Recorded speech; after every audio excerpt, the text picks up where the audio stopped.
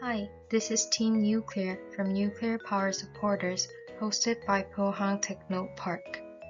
For now, we will briefly talk about the meaning and principles of nuclear power. First, let's learn about atoms before we talk about nuclear power.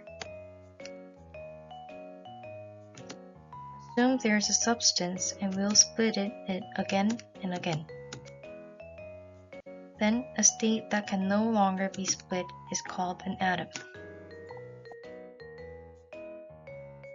If we look into atoms in more detail, they are made up of nucleus and charged clouds.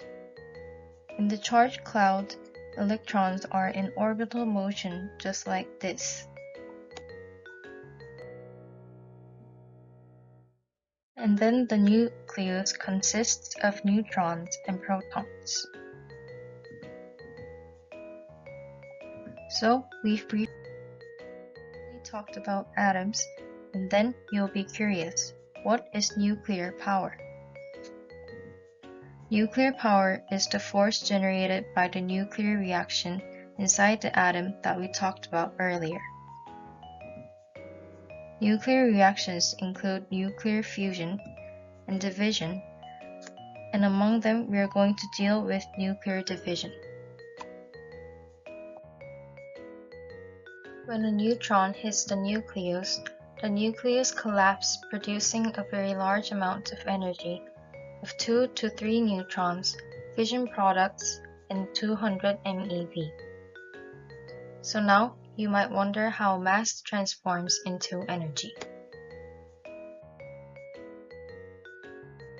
Einstein's EmC2 expression shows that mass can be transformed into energy. This conversion process can be converted to energy with an absurdly high mass. For example, if a 101 coin, which is 5.42 gram, is converted to energy, it will be converted to energy of 487 trillion.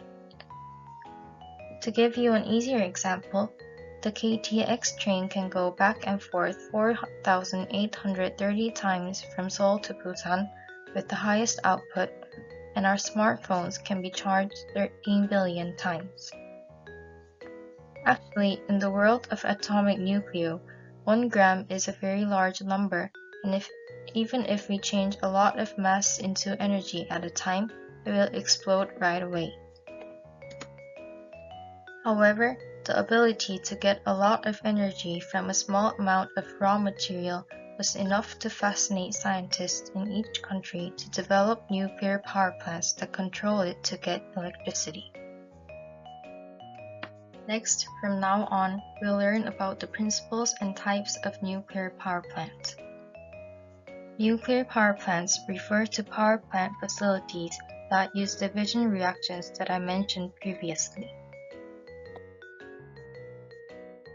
The basic theory is very simple.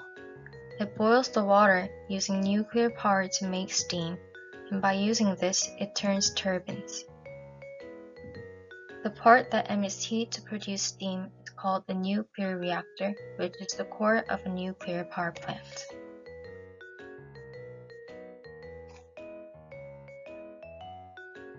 Between uranium-238 and uranium-235, uranium-235 is used as fuel inside the reactor. It absorbs neutrons and causes nuclear fission, and in this process, 2 or 3 neutrons get released and get absorbed by other uranium-235s, repeating the process of division. This process is called chain reaction, and nuclear power plants strictly control chain reactions to manage constant power output. However, there is one problem with this process. The neutrons that were emitted when the nucleus divided get released into high-speed neutrons. High-speed neutrons are not absorbed by uranium-235, which is used as a fuel in nuclear power plants, but are absorbed by uranium-238, and this makes the chain reaction impossible to sustain. To prevent this, we need a moderator that absorbs some of the energy from a high-speed neutron to turn it into a low-speed neutron.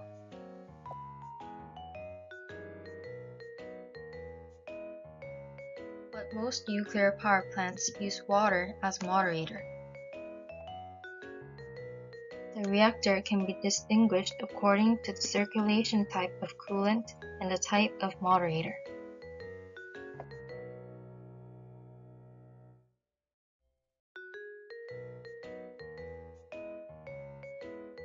First, depending on which moderator is used, the reactor is divided into two types, light water reactor and heavy water reactor. Water consists of two hydrogen atoms and one oxygen atom when used in molecular formula. If the hydrogen atom that makes up the water molecule does not contain neutrons, it is called light water.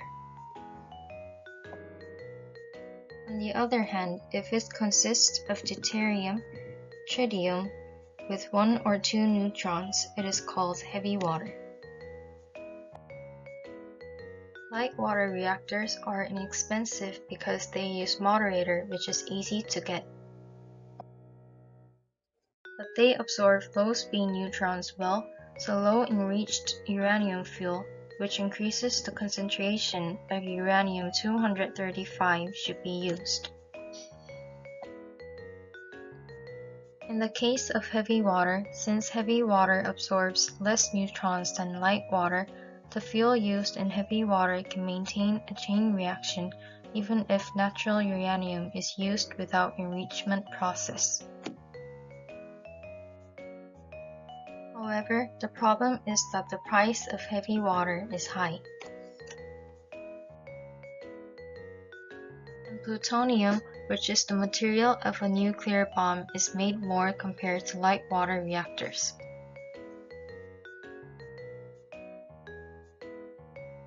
Depending on the circulation type of coolant, it can be divided into boiling water reactor and into pressurized water reactor. A boiling water reactor is a method of boiling water in the reactor, generating steam, and then heating the turbine by turning it around. The facility is cheap because the configuration is not that complex. However, because of the structure of direct fuel-driven coolant entering the turbine from the reactor, turbine and condensers might leak radioactivity and have the disadvantage of shielding every part of nuclear power plant. The pressurized water reactor heats the water that is used as cooling and reducing material in the reactor to more than 300 degrees by pressurizing it to 150 atmospheric pressure to prevent evaporation. The heated water in the primary system transfers heat to the secondary system through a steam generator for heat exchange, and the heated water from the secondary system generates steam and turns the turbine. Pressurized water reactors have the advantage in radiation shielding because water from the reactor does not directly enter the turbine.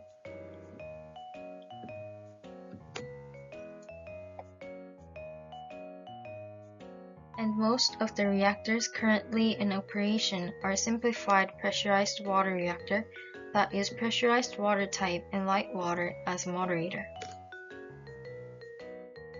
So this was the explanation of the nuclear power plant, and next we learn about the limitations of nuclear power generation. There are many issues about the limitations of nuclear power plants.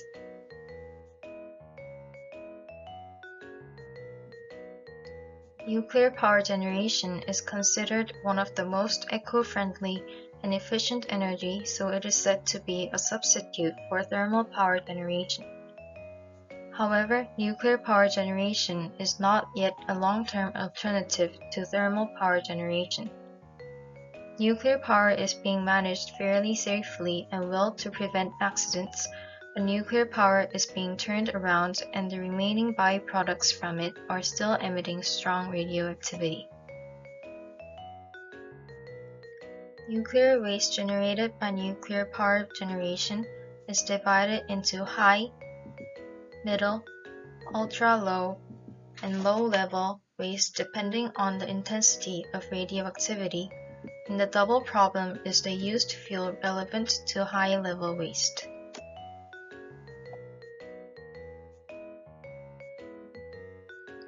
Used fuel refers to uranium-238 and plutonium-like ones left after using uranium fuel to generate energy.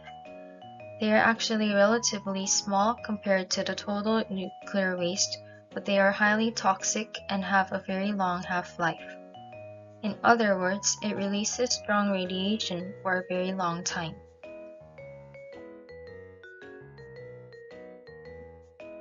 They are first stored in a tank inside a nuclear power plant because if we don't do that, the problem will be caused by the high heat that is released continuously. The heat released must be stored for at least 100 years to fall below the standard, but this storage facility is now becoming scarce. So, how should we deal with them? There are some ideas for dealing with spent nuclear fuel, such as sending it into space, dumping it in the sea, or burying it in the ground, and the most realistic way is to bury it in the ground. However, it is not easy to find proper land in our country because we have to bury it very deeply. So, what should we do to prevent nuclear proliferation and use spent nuclear fuel simultaneously? The fourth generation reactor is currently under research and development for this, and in Korea we are focusing on the sodium-cooled fast reactor. So, in the next video we'll cover about what the fourth generation reactor is, and why we need it, and what the principle is. This was Team Nuclear, and thank you for watching.